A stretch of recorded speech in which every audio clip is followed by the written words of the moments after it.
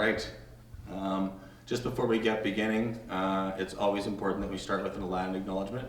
We recognize that we're on the original lands of the Indigenous peoples of Manitoba on Treaty 1 territory and the homeland of the Métis Nation. It's also important to recognize why that's always important, and I think in this case, when we're talking about moving towards a zero waste strategy, it becomes important to recognize that the Indigenous people have lots to teach us in terms of how we could live in harmony with nature as they did for many, many years until colonization. Today we are here to announce that the Greens would push to move towards a zero waste economy.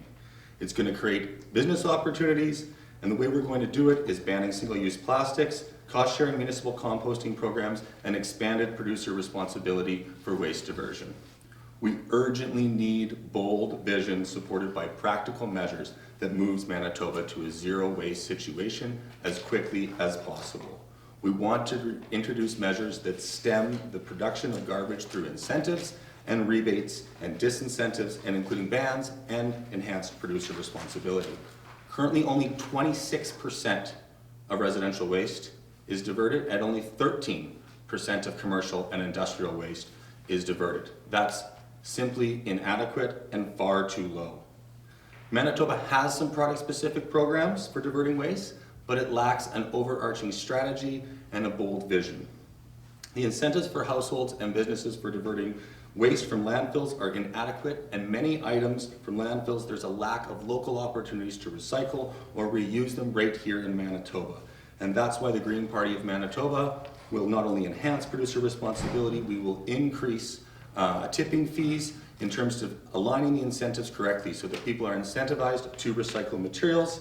It's also worth noting for those producer responsibility organizations that are failing to divert an adequate amount of their products, we will rewrite the business plans for them, because the fact is we need to move to a zero waste world.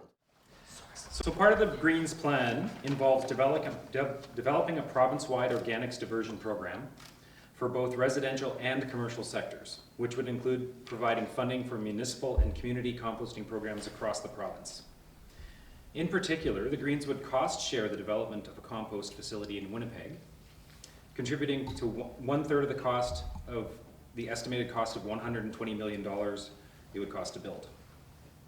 The proper diversion of composting of organic waste will significantly reduce the 15% of Winnipeg emissions that arise from waste disposal. We also have an innovative small business sector. For example, Organic Planet, which is a workers' co-op just down the street on Westminster, accepts containers like this in their store. They weigh them ahead of time, and then people can leave with their goods in the container without wasting. The Forks also has a great program as well. They have, for all of their vendors, they have the same plates and cutlery and have a zero waste strategy. So there's some companies, some small businesses taking the lead in this province, and we need to help them. We can amend the regulations to allow food truck owners to do similar things. So the Greens plan also includes other measures such as banning single-use plastics, and we have to give serious and thoughtful waste reduction programs a lot more thought. By diverting waste, we can address climate change, create green jobs, and protect the health of both people and the planet. The time for bold and meaningful action is now. And if you have any questions, we'd be happy to answer. Do you guys have figures for how much you think all this is going to cost? Well, we have the $120 million it would cost to build the composting facility in Winnipeg. And we also have to acknowledge there's some other communities like Brandon, Portage, and Steinbach that have already started doing this. So it's not impossible. In terms of greenhouse gas emissions, we really have to take care of every single source of greenhouse gas emissions. So the cost is also, there's a monetary cost, but there's also a future cost. We're looking at actually reducing greenhouse gas emissions to survive, literally. And that's one of the benefits that we would reap by actually doing this. And it doesn't cost anything to increase tipping fees, for instance. That's, some of these strategies actually pay for themselves too, just to highlight some of that. So this morning the PCs announced their green plan. They didn't put a price tag on their organics or how they wanted to expand the recycling. But they did say they wanted to ban garbage, or non-recyclables from landfills. Something you guys agree with? Ban non-recyclables from landfills. I'd have to take a look at that. I haven't seen their plan. And also they talked about bike lanes and that sort of thing. Do you guys have a comment on, that announcement this morning? As far as their policy, no, we have no comment on their policy. We haven't seen it yet, and we'd be happy to take a look. Yeah, I'd have to take a look, but with bike lanes, what I can say in my riding, and I was thinking of the other night, it would be very easy to go from the back river path behind my office up through across the new transit and make a connection through Scott, so that right now, there's many log jams for biking, and one of the major ones is the South Osborne underpass. So I certainly, if I was elected MLA, I know David would do the same thing here in Wolseley, making sure that we solve any bike jam logs that we might have. And one of them that I certainly would identify would be Osborne Village, where if you created a path that connected through the back and went through Scott, I think it would be a natural place to go. Obviously that would require cooperation with the city, but that requires a different premier, because our premier hasn't been so good at cooperating with the city. Currently, the city's working on, they just did a survey on some options for bike and maybe one-way lanes for cars along Balmoral, Granite, and into Westminster and Wolseley. There's a pretty comprehensive program they started even just a few years. I think it was at the last election they actually started this process. So we're going to see some changes in the bike and driving. In fact, if there was a one-way street at the bottom of my street of Balmoral, I live on Spence, I wouldn't mind, because it doesn't take me a long time to sort of get around. But there's a lot of bikes, especially in the last 10 years, and that area is used as a raceway by cars. So we really need to have some traffic calming, and perhaps a one-way street would help to do that and provide more safety to cyclists. What do you think is the most important thing that Manitoba does going forward when it comes to tackling our carbon emissions? Well, there's three main emissions sources. So vehicles account for 39%. There's stationary emissions like heating buildings and houses, and there's agriculture. So those are the three main things we got to do.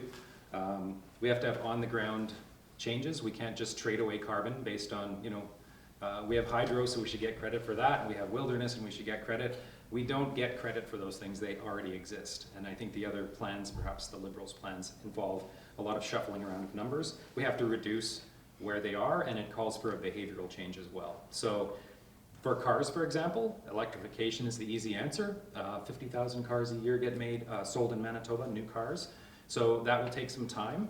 But car sharing programs like the Winnipeg Car Co-op is a great example of how we can start sharing vehicles. They have electric vehicles, and we can expand that first so that we have fewer vehicles on the road. So the rideshare and co-op programs are a good start to reduce vehicle emissions. And last thing, there was a poll that came out yesterday. The Greens are at the bottom in terms of the four main parties. What are your thoughts? We're just getting started. We want to get 1, 2, 3 in the legislature, and we'll be building maybe as fast as the PEI Greens. Let's see how that works on September 10th.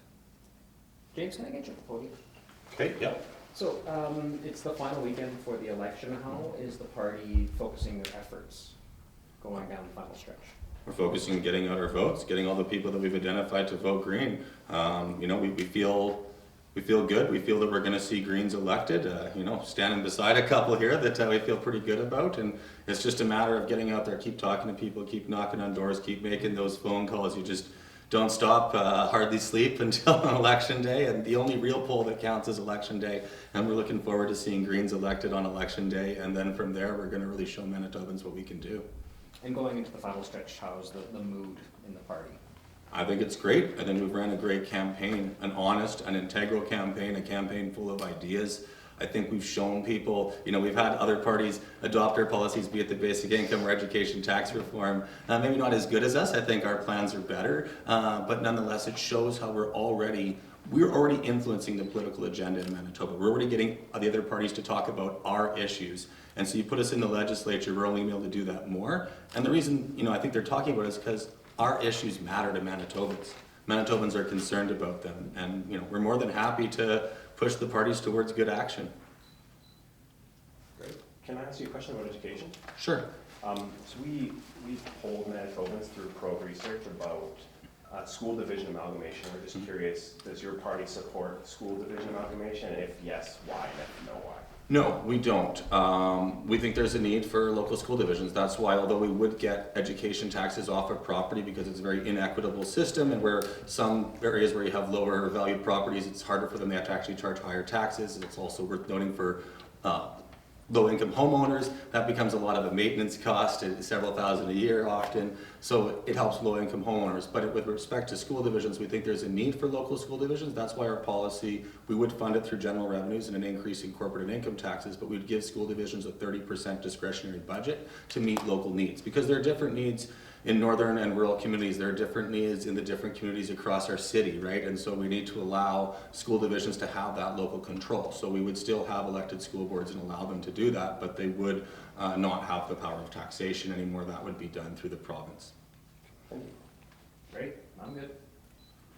All right, thank you very much.